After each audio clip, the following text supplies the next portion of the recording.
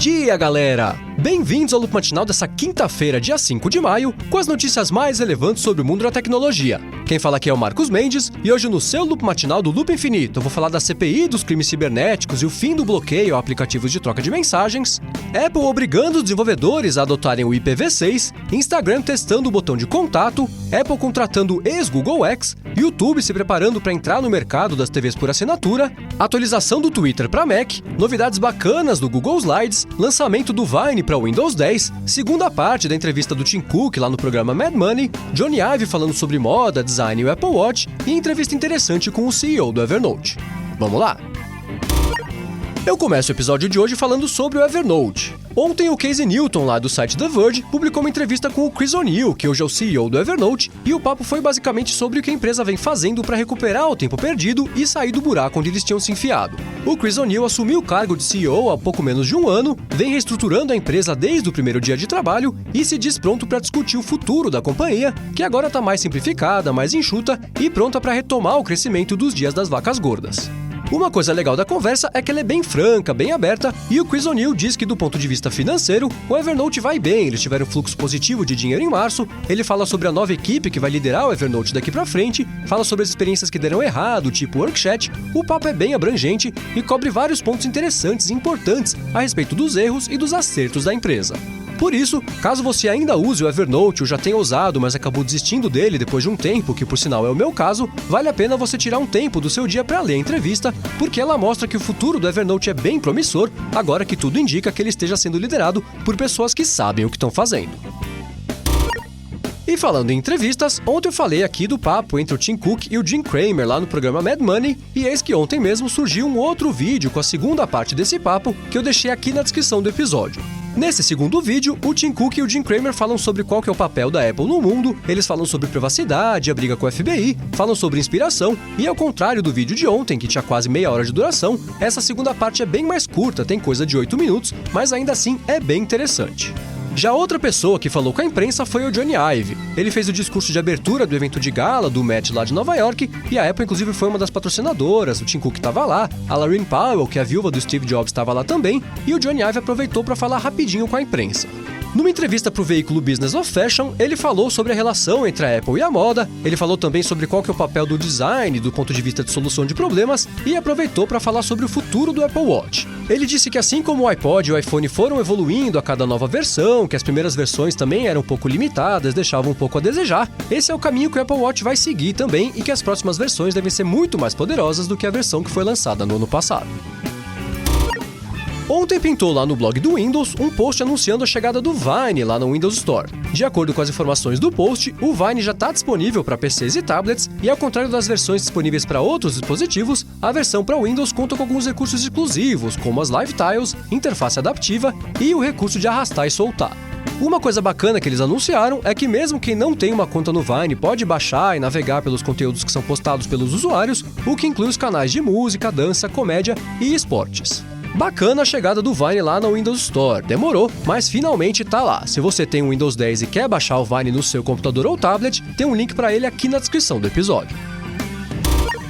Outra atualização que pintou ontem, essa para iOS, para Android e para a plataforma web, foi a do Google Slides, que para quem não conhece é uma ferramenta bem bacana do Google para fazer apresentações. Uma das coisas mais legais que apareceram lá no Google Slides foi o recurso de perguntas e respostas, que funciona assim. Imagina que você está dando uma palestra para um grupo de 10, 50 ou sei lá, 1000 pessoas. Conforme você vai falando, algumas dúvidas sempre aparecem e geralmente no final das apresentações existe ali um tempo separado para perguntas e respostas. Então, agora com o Google Slides, as pessoas podem entrar numa URL específica que aparece ali na parte de cima da apresentação e podem enviar as perguntas durante a própria palestra. Existe também um sistema de votos das perguntas que são enviadas, o que faz com que as melhores perguntas recebam um destaque maior já organicamente, facilitando a triagem das perguntas mais importantes que precisam ser respondidas depois na apresentação. Além disso, apareceram alguns recursos específicos para algumas plataformas. Enquanto a versão do iOS do Slides ganhou a possibilidade de fazer uma apresentação pelo app Hangouts, além do AirPlay e do Chromecast, a versão web agora tem uma ferramenta que transforma o cursor num laser, que tem gente que gosta de usar para apontar alguma coisa específica no slide. Bacanas essas novidades do Google Slides. Se você quiser ver o recurso de perguntas e respostas em ação, tem aqui na descrição do episódio um vídeo que o Google divulgou que mostra a coisa toda funcionando. Agora eu vou falar rapidamente sobre o Twitter, que liberou ontem uma atualização para o app nativo deles para Mac e agora permite que os usuários vejam e votem em enquetes, dá acesso ao recurso Moments e traz uma ferramenta de buscas de GIFs. Essa atualização é especialmente relevante porque mostra que o Twitter está comprometido em voltar a atualizar com frequência maior o app oficial deles para Mac, que ficou abandonado durante anos, e caso você queira baixar ou atualizar o aplicativo, que é gratuito, tem um link para ele aqui na descrição do episódio.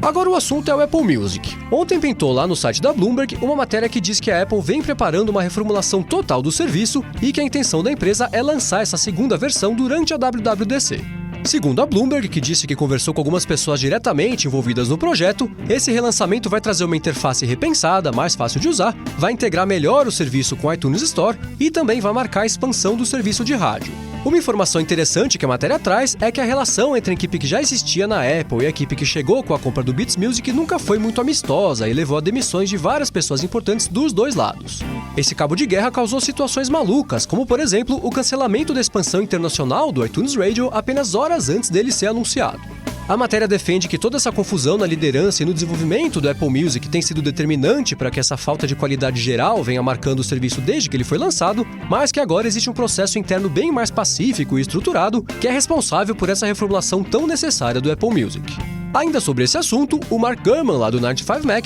publicou ontem também um post que traz algumas imagens de como deve ficar a interface nova do Apple Music, e ele também fala que o serviço deve começar a exibir as letras de músicas durante a reprodução, o que sem dúvida, se for verdade mesmo, é um recurso que muita gente vai gostar.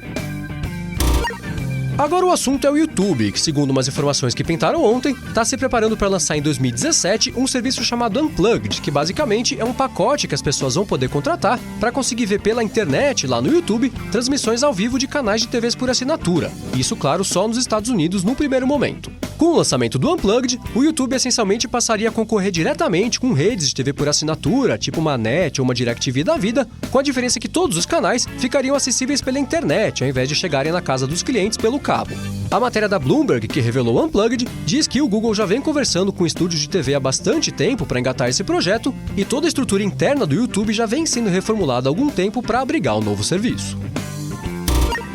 Agora eu vou falar sobre uma contratação interessante que foi feita pela Apple. De acordo com uma matéria veiculada pela Fortune, uma das fundadoras do Google X, uma mulher chamada Yoki Matsuoka, agora faz parte da equipe de saúde da Apple. O Google X, para quem não sabe, é uma espécie de laboratório do Google que foi criado com o objetivo de fazer grandes avanços tecnológicos. A ligação da executiva com o campo de saúde é forte, já que no ano passado ela foi diagnosticada com uma doença letal que ela não revelou qual foi, mas acabou sendo curada depois de um tratamento. Na época ela já não trabalhava mais no Google, ela estava se preparando para assumir um cargo de diretoria no Twitter, mas por conta da doença e da cura, ela mudou de ideia e disse que ainda não sabia exatamente o que ela queria fazer da vida dela, mas que ela não ia deixar passar batida essa segunda chance na vida que ela recebeu. De acordo com a matéria da Fortune, ela vai trabalhar lá na Apple, na equipe do Jeff Williams, que cuida das iniciativas de saúde da companhia, como por exemplo o Health Kit, o Research Kit e o recém-lançado Care Kit. Agora o assunto é o Instagram, que vem testando novas formas de se tornar mais atraente para marcas e estabelecimentos comerciais. De acordo com o TechCrunch, alguns usuários têm conseguido visualizar um botão chamado Contato na página do perfil de algumas marcas e contas profissionais, e ao apertar esse botão, o app mostra informações de como chegar no lugar e dá a opção de mandar um e-mail para o dono da conta, o que é curioso, já que o Instagram tem uma plataforma própria de mensagens, mas parece que até eles já perceberam que ninguém quer usar isso. Ainda de acordo com o TechCrunch, o Instagram confirmou que vem fazendo esse teste do botão de contato mesmo com alguns usuários, e esse recurso deve ser lançado oficialmente nos próximos meses para todo mundo.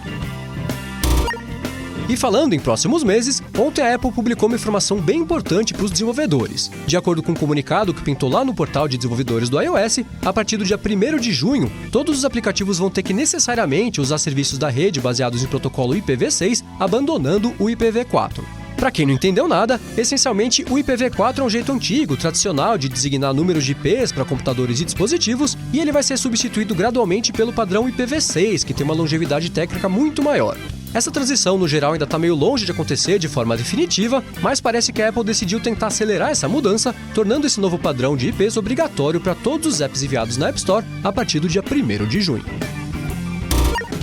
E por último, ontem foi aprovado o texto da CPI dos crimes cibernéticos, que é uma coisa que já estava rolando há algum tempo aqui no Brasil. Dentre as decisões mais importantes estão a possibilidade de bloquear apps e sites que não tenham representação no Brasil, prazo de 48 horas para remoção de conteúdos, a determinação de que a Polícia Federal, que vai investigar crimes digitais que envolvam mais de um estado ou mais de um país, e ele torna crime a invasão de computadores ou dispositivos móveis. Curiosamente, ontem, logo antes da votação, aconteceu uma revisão em um dos textos e ficou decidido que nenhum aplicativo de troca de mensagens vai poder ser bloqueado por determinação da Justiça, desde que, claro, ele tenha representação no Brasil. Na prática, isso faz com que não seja mais possível o bloqueio do WhatsApp, exemplo do que aconteceu no começo dessa semana. Se você quiser entender melhor o que foi aprovado lá na CPI dos crimes cibernéticos, tem um link aqui na descrição do episódio para uma matéria feita pelo Jean Prado, lá do Tecnoblog, que explica direitinho o que entrou nos 6 projetos de lei que passaram ontem e que agora vão seguir para votação na Câmara dos Deputados.